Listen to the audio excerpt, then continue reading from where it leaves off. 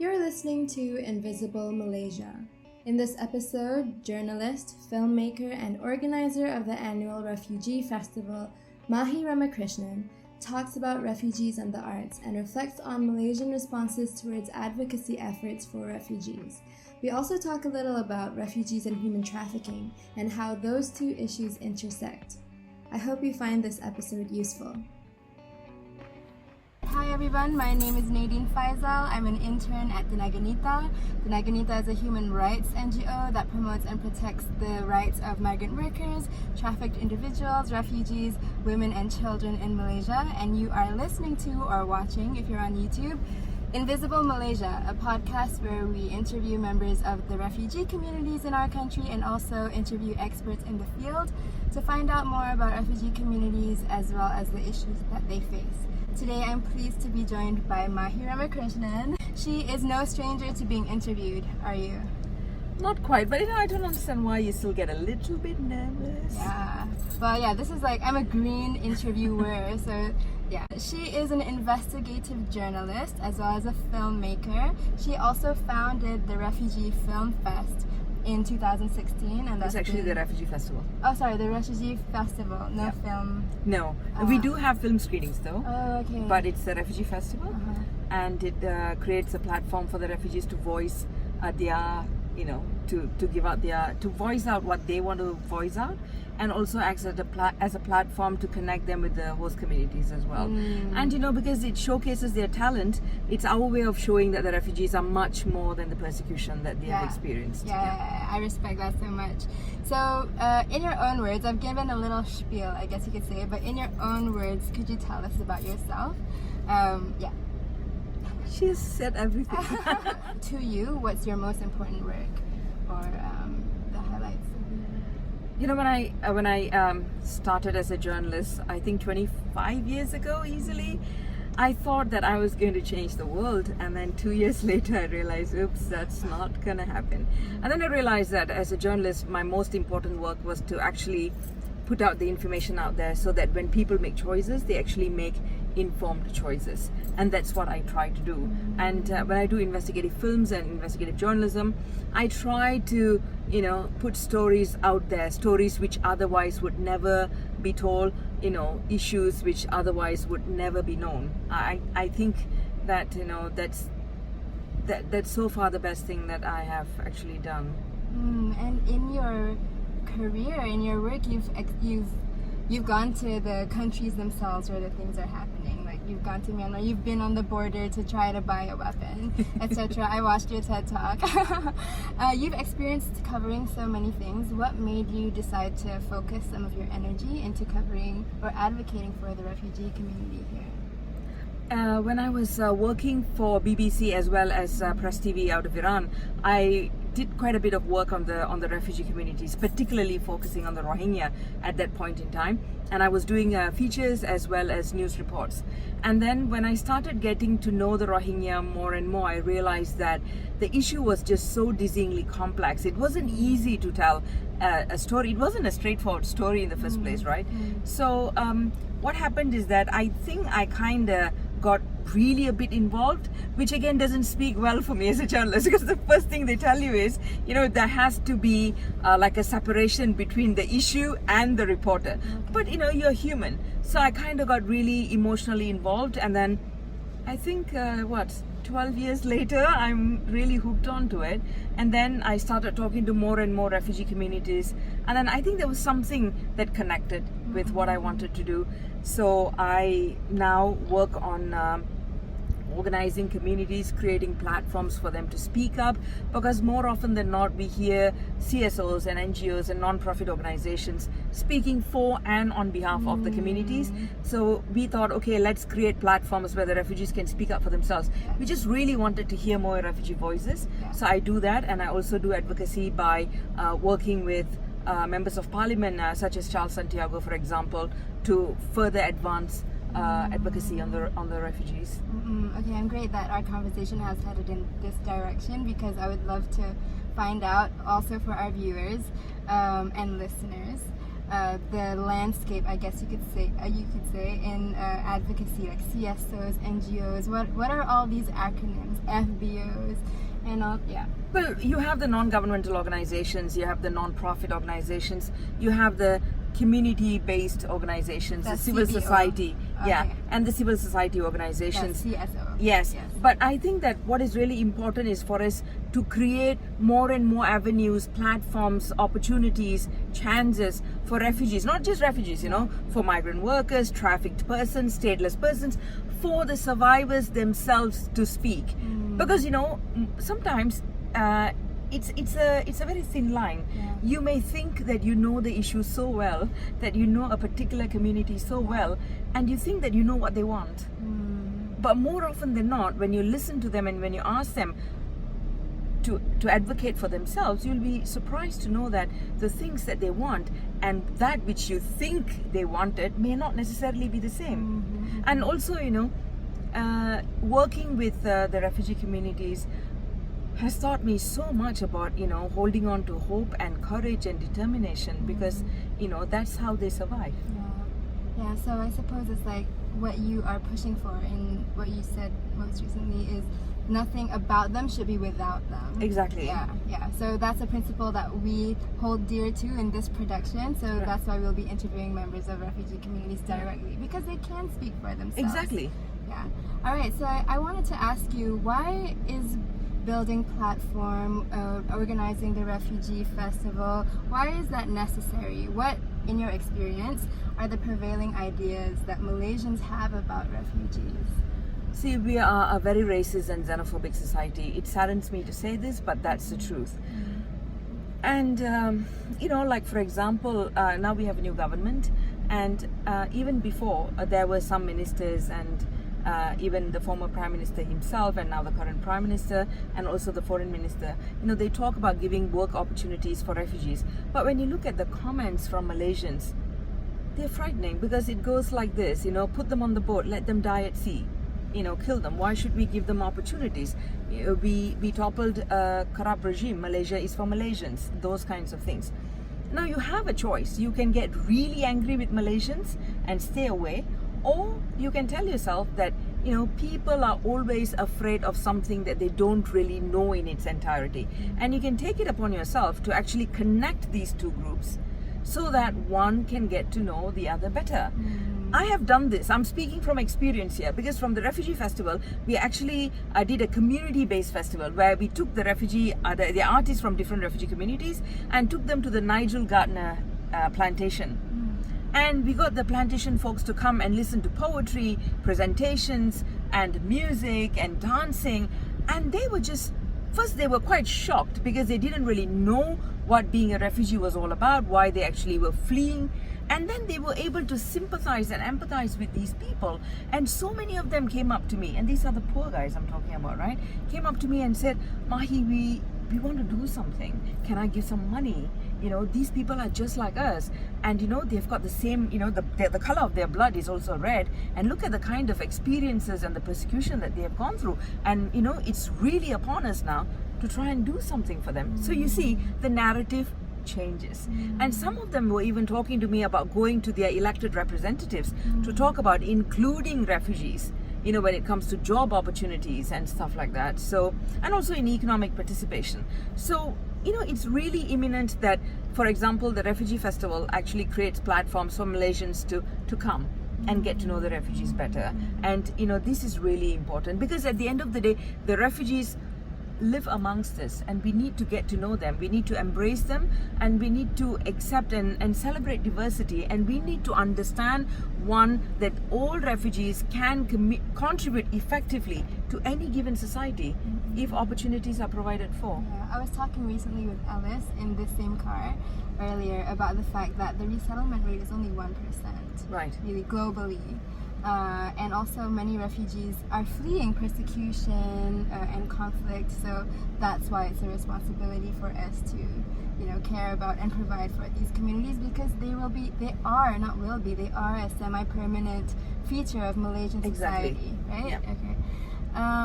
You mentioned Nigel Gardner Plantation. Just to clarify, where is that? Actually, now that you ask me, we got on the North-South Highway, and we got there. It's about like 45 minutes away from KL, and it's largely the Indian community, and then you also have the Malay community. But it was interesting for me because most of the Malays were actually speaking Tamil. Oh wow. நான் தமிழ் பேச முடியும். அப்படியா? ஆமா கொஞ்சம். Okay. Alright, so we've been talking about providing a platform for refugees to speak about themselves and advocate for themselves. Organizing the Refugee Festival, and also in addition to all of your other work, what has your experience been in terms of the response? Is it encouraging? Is it frustrating? Have there been lessons that you've learned throughout these years? The biggest lesson is to start looking for the money way before the Refugee Festival, because it's so difficult to get funding. And for us, of course, our budget is open and it's accountable, and 85% of the money that we actually ask for goes towards paying the artists from the different refugee communities. We may not be able to pay them commercial rates, but we pay them reasonable, decent rates. And it's also our way of saying that there has to be gainful employment as well. And why the Refugee Festival, right? Just now you asked this question and I didn't answer it. Because performing arts is seen to be non-threatening. So I can still talk about difficult issues using a non-threatening platform. Yeah, so really about looking for the funding, but what is really encouraging is to see lots of students come, university students, researchers coming together, of course non-governmental organization representatives and others coming through, but also diplomats themselves taking a bigger interest. And this time around we also had members of parliament who were more interested in the Refugee Festival and to get to know more about some of the work that we were actually doing with the refugees. This year it was brilliant for me because I worked with this poet from Afghanistan, Masuma Tawakoli. One day she came up to me with this pieces of paper, A4 paper, and they were all illustrations. And I was like, what is this? And then she said, I'm illustrating my experience under the Taliban. And I looked at it and I thought, my God, this is incredible. So I went to the Canadian High Commission and they looked at it and they were like, this is brilliant work. So they actually helped us to publish her illustrations. So they were put together into a book. And I wrote to the illustrations, and I had a Persian guy, a Persian student, an Iranian student, actually translate from Persian to English, because Masuma was explaining the meaning behind each and every illustration. And it was incredible because here you have a woman speaking up through her artwork, and her husband is really encouraging. And it kind of helps us to shift from the very traditional narrative that we hold about Afghan women, that they all belong in the kitchen, or that's where they actually are, that they can't voice out. And it also shows a very clear picture that while many of them can be in that situation, things can change if opportunities are given for Afghan women as well. And it was powerful to see Masuma, who is so tiny and petite and soft-spoken, to actually come sit at a panel following the launch of her book and talk about it. It was really refreshing for us to see that. So are there many stories like that in terms of the people who contribute to the Refugee Festival, the refugees themselves? Yeah, the refugees. So Masuma is one of them. Last year we had a group of poets who actually published a book on poetry. And what they did was they hand wrote the poetry in their mother tongue, and then it was translated into English. So the handwritten work in their mother tongue as well as the English translation were published side by side. So what it actually does for the refugees is that it gives them a sense of control. It changes the narrative. It also allows them to control the way the conversation about them is being held. And it's very empowering. Yeah. Let's talk more about these people who contribute to the Refugee Festival. Because I suppose that kind of breaks perceptions among Malaysians that I have encountered, that refugees are uneducated, refugees are, like economic migrants, they might be dirty, they only do low-skilled jobs. So is that true? What is the refugee community like in your experience? That might be true to an extent, but I don't know. Yeah, really incredibly quick when it comes to branding people, right? We love to brand people, label them, put them in the box, and hope that they actually stay that way. Now, are there different refugees, with different skills, different educational background? Of course. Are all Malaysians PhD holders? Are all Malaysians educated? No. And likewise in every society and in different communities, you see the same thing. Now, this year we helped to break a stereotype about the Rohingya, who are seen to be occupying the lowest of the social stratification amongst the refugee communities. So I was in Penang, and we discovered these Rohingya musicians, and we brought them to KL. And this year around, what we did was we got all the performers from different refugee communities to actually perform with Malaysian artists as well. So the musicians performed with Seshatri, who plays the flute. He's a Malaysian Indian. Seshatri. So it was incredible. And people who were there, they looked at me and they were filming, and then they turned and they looked at me and they said, "Oh my God, Mahi, you have actually changed the conversation around the Rohingya," because they were seen to have no performing arts. Because and they don't really have something that can be defined as their own food or clothing or something like that, and they were also unable to articulate that, and that's understandable because of the decades of persecution. I mean, when you're running trying to save your life or trying to stay alive, then arts and performing arts is the last thing that you actually think about. So in that sense, we are really happy that we were able to change stereotypes, and we are really happy that this year we were able to call for integration, and that was picked up by the media, and they actually said that the Refugee Festival this year calls for integration because we had Malaysian musicians, Malaysian dancers. I mean, imagine Somali dance troops and Yemeni dance troops dancing with this Odissi dancer who is based in Malaysia but who is from India. It was just incredible. People were swooning with pride, and people were like really happy. And I'm also happy to see that the Refugee Festival is kind of growing. It's taking its own shape. And I've got a plan for next year, but now we have a committee, a Refugee Festival committee, which comprises of refugees from different communities. And for next year, the festival director is actually Saleh Sepas, who is the Afghan theatre director. So I really look forward to learning more and working with him. But I do have an idea, and have not even shared it with the committee yet. You heard it here first. Yes, there is an idea. You heard it. So I'm hoping that we can pull it off. But what I'll do is once we're ready to share it with the media, I'll come to you first. Oh wow! Okay, Invisible Malaysia will be your source. Yes. Okay, so Saleh Sepas, he's the director of Parasti Theatres, right? He specializes in theatre of the oppressed, and he strongly believes in women's liberation, and he's all about empowering women. And his wife works with him, and she acts in his theatres. He's a refugee himself. He's a refugee himself. Who came to Malaysia a while back. I see. So going back to your experience with the Refugee Festival and also advocacy on other platforms, so it sounds like the conversation around refugee issues is becoming better. Would you say that, or do you say we're still at the same rung of the ladder, where we're still battling negative stigma, etc.? Well, we are still battling negative stigma, and we will continue, because there will always be pockets of people in different societies that just want to prove you wrong. They just want to hold on to their own their own viewpoints, who wouldn't even have the time to listen to what you have got to say. But what is really interesting is to see young people such as yourself, coming on board, wanting to talk about the refugees, wanting to know about the refugees, and we see more and more young people coming on board. For someone like me, it's really heartwarming. It really makes me incredibly happy to know that when I am done, that the work will continue. Okay, yeah, we'll try to keep it on.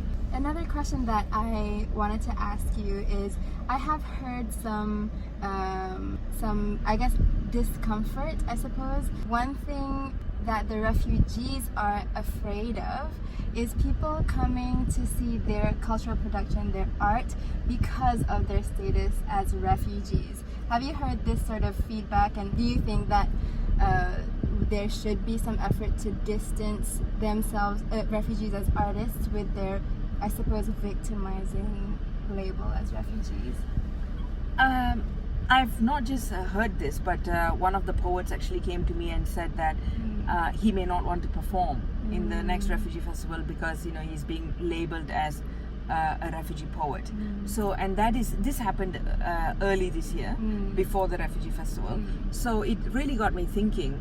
And then, I realized that when we first introduced the artists as refugee artists, that was because the word refugee really has to be out there. It really has to be staring in everyone's faces, because so that people take note of the fact that we have refugees. Please go and ask around and see how many people actually know about refugees, know that we actually have refugees. There's so many who don't really know that. But so that is why we had integration this year. We called for integration as a way of diluting the word refugee, as a way of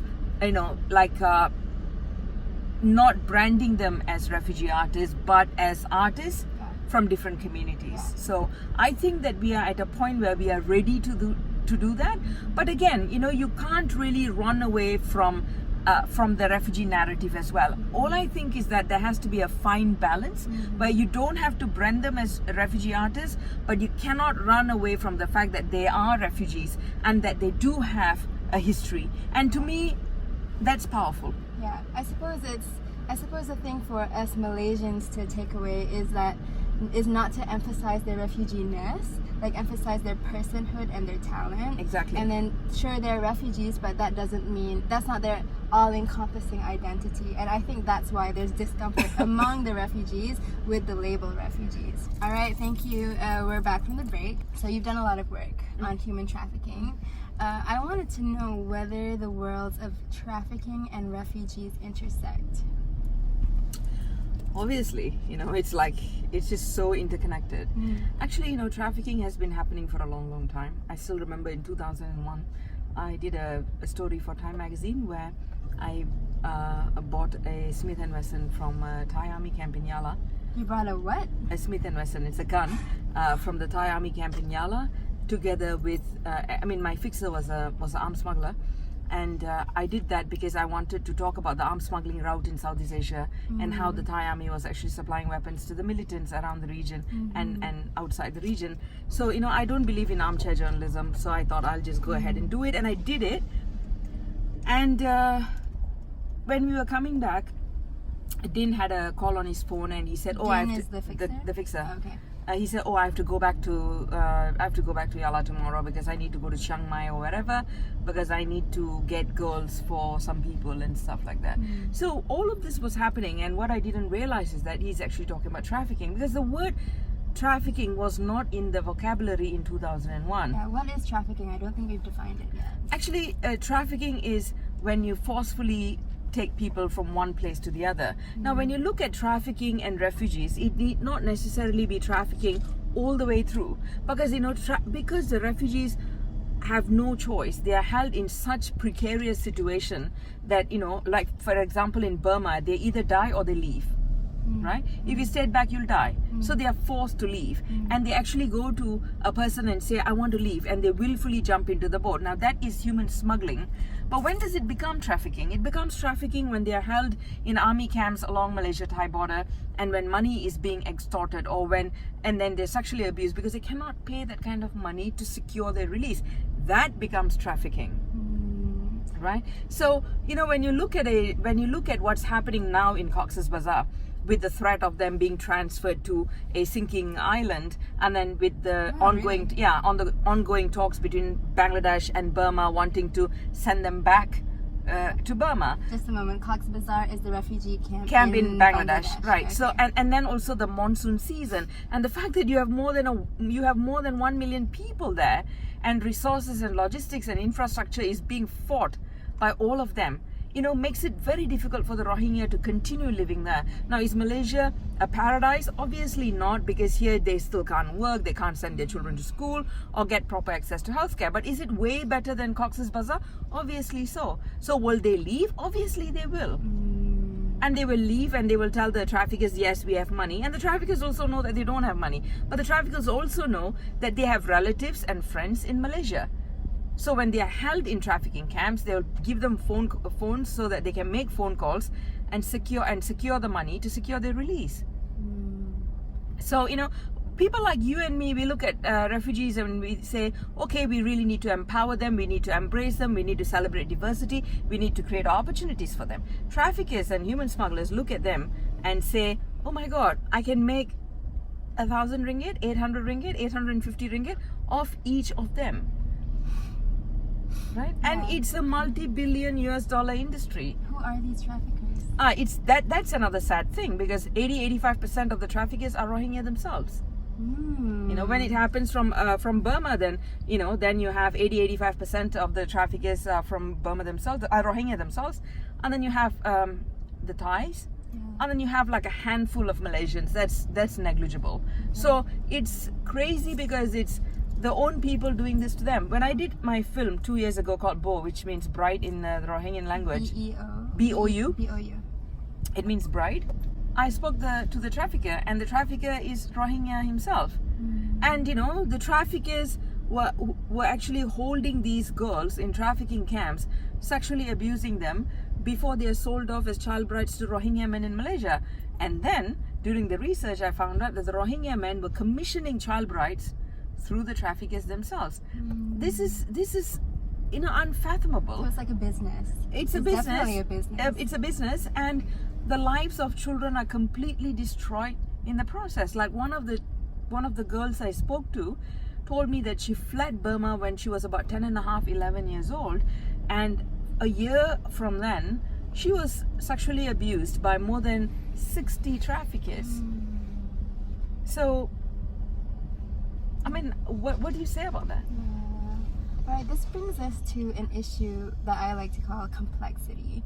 Some kind of resistance that I have encountered in Malaysian society in terms of integrating or providing rights to the refugee communities in Malaysia is the fact that, among refugee communities there are bad seeds. I was talking about this to Ellis earlier. There are Rohingyans who themselves are human traffickers, etc. So how do we deal with this complexity, the fact that this community that we want to help or that we advocate for to provide their rights, access to education, healthcare, and right to work?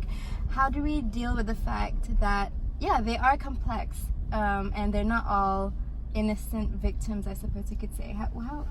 I think you look at it issue based. There are refugees and there are Rohingya refugees, and they need to be given the right to work, education, and healthcare. That's primary, that's crucial. And do they need help? Do they need support? Do they need empowerment? Yes, they need all of that and more. And then there are the traffickers. That's another issue. That's a separate issue. Just because you have Malaysians who are dirty, dangerous, difficult, corrupt, that doesn't mean that the rest of Malaysia shouldn't be helped. That doesn't mean a poor person from a village or a poor person or a person who comes from a B40 community, whether it's Malay, Chinese or Indian, need not be helped because, hey, you know what? There are because the former Deputy Prime Minister really embezzled money, so we don't need to help Malaysians. I mean, you can't have that kind of an argument. Likewise, this is really about looking at it issue-based. The refugees, not just the Rohingya, but all other refugees, they need to be helped. And their fundamental rights must be given to them. That's a fact. Looking into enforcement, looking into monitoring, looking into weeding out corruption and trafficking, immaterial of who it involves, is a different issue. And yes, the Rohingya are the ones who are actually the traffickers themselves, but if you really look at it, the motivation is money, it's corruption.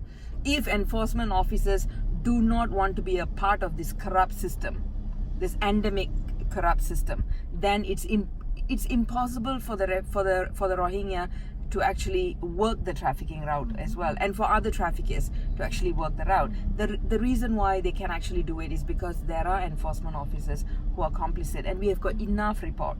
Is that what kind of led to, remember the Wang Kelian grave? Exactly, and Telaga Nita's the revolving door, which came out way before the Wang Kelian report.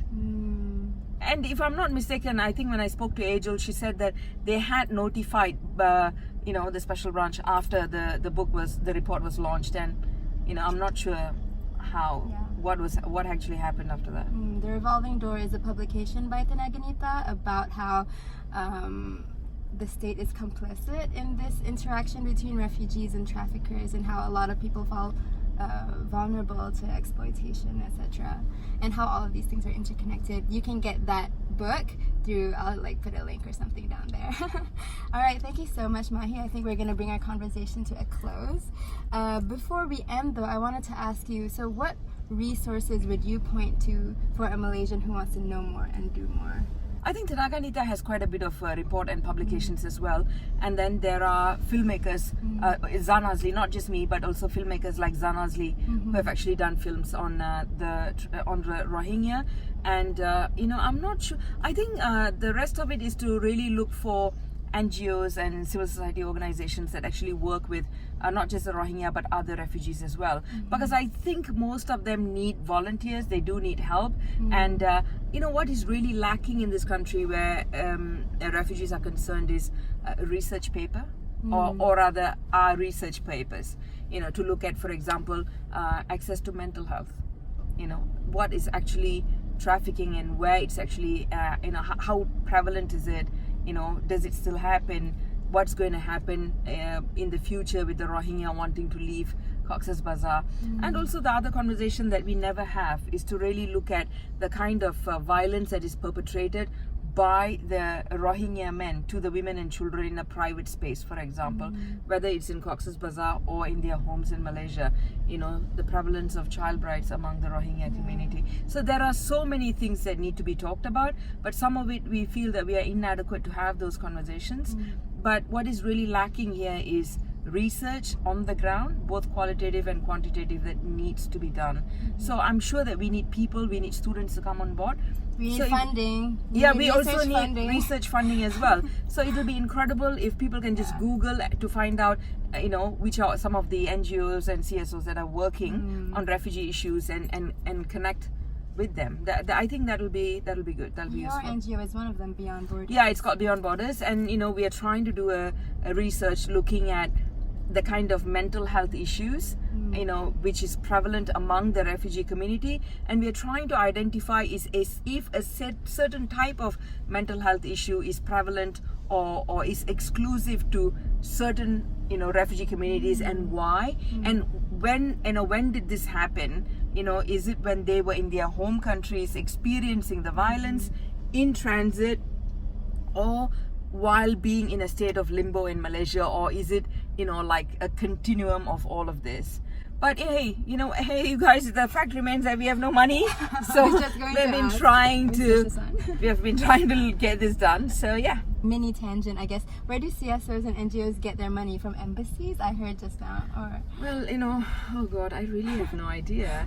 I just, I'm sure that there are rich NGOs in Malaysia, and I'm sure that there are the dirt poor ones like Beyond Borders. So it'll be interesting, it'll be incredible if people can help each other, if some of the funding can be channeled to organizations which have got expertise that they can work on, and then if these resources, logistics can actually be pulled together.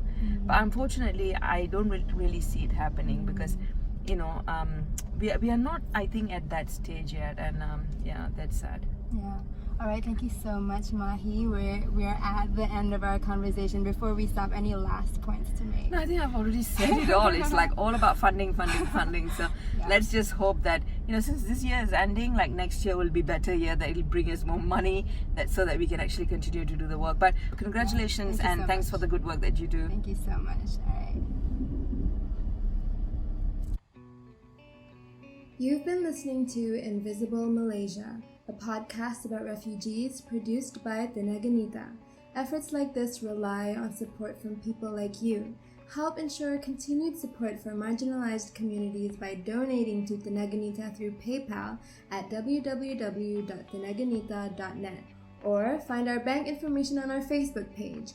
This podcast could not have been produced without the help of the Tenaga Nita interns and others, particularly Hawa Hussein and Sandra Lam.